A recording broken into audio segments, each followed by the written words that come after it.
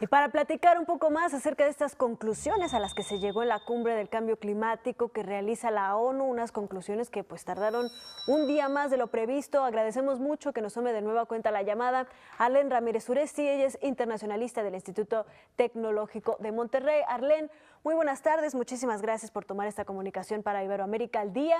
¿Cuáles son tus conclusiones respecto pues, a esta un poco diferente cumbre de COP24 allá en Katowice? ¿Cuáles son las conclusiones a las que tú llegas, tus perspectivas más importantes?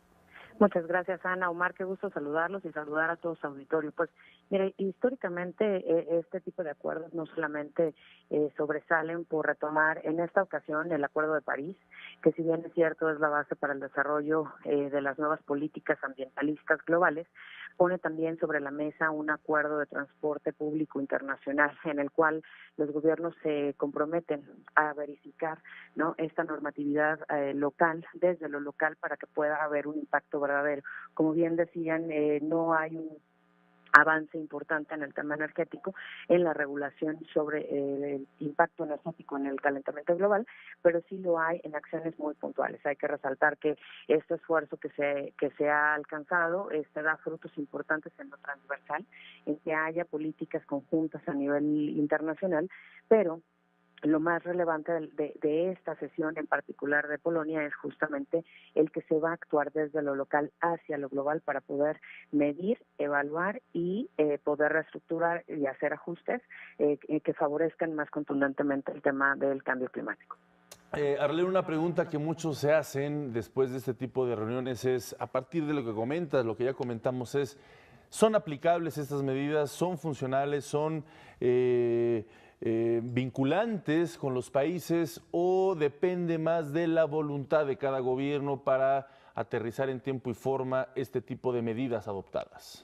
Pues mira, si bien es cierto, Omar, no son vinculantes, tú sabes que el respeto a la soberanía de los países es lo que enmarca todos los acuerdos y la acción global. Sí. Sin embargo, la voluntad política mostrada ante la urgencia de resolver y de contener el tema del cambio climático hoy en día, pues ha sido fundamental para lograr una muy exitosa cumbre COP24 en este momento. Arlén, yo quisiera preguntarte, ¿cómo ves la situación de, este presupuesto que se plantea, este apoyo económico a los países en vías de desarrollo, como por ejemplo, pues muchos que hay en América Latina? ¿Qué tan probable es que se asigne estos presupuestos y de dónde vendría el dinero exactamente? Pues mira, es preocupante si lo vemos y lo aterrizamos como ejemplo en el caso de México, en donde un paquete de presupuesto al 2019, en vez de sumar un porcentaje importante a las acciones ambientales, pues contempla una contracción. Entonces, si seguimos ese ejemplo y vemos otros ejemplos en América Latina donde la parte presupuestal será complicada para 2019, pues definitivamente tenemos en ese sentido acciones que quizá pudieran estar limitadas de entrada en 2019 por los presupuestos locales. Hay que resaltar que Estados Unidos ha dejado de financiar programas importantes en lo internacional y que si bien es cierto no financia estas acciones derivadas del Acuerdo de París, definitivamente sí soportaban un entramado de políticas internacionales y de organismos, ¿no? Ahora con estos cambios también a nivel internacional y de los Estados Unidos en particular, pues definitivamente se genera un quiebre, ¿no?, en el flujo de recursos internacionales que costará mucho más, porque además hay que tener en cuenta, por ejemplo, pues la situación también en Unión Europea, que no es sencilla y que ante la salida de Gran Bretaña, el Brexit en próximo marzo probablemente, pues también de ahí se desprenderá un ajuste presupuestal importante. Y eso que comentas es interesante, Arlene, respecto a la posición de Estados Unidos, quien el gobierno de Donald Trump pues prácticamente no cree en esto que está sucediendo del cambio climático, rechaza todas estas medidas, no firmó lo sucedido o no forma parte de estas reuniones, negó el Acuerdo de París, en fin, y eso preocupa porque también son de las naciones como las grandes potencias mundiales que más contaminan. En ese sentido, ¿cómo debemos de preocuparnos?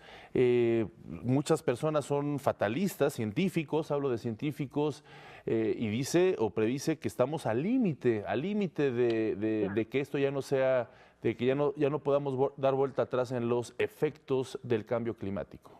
Por supuesto, Omar, fíjate que justamente en los próximos 12 años se deberán ver avances contundentes, ¿no? De contención, sobre todo Sí. hacia el deterioro ambiental en el mundo y sobre todo, como decían bien, a no mantener un alza en los grados de temperatura global.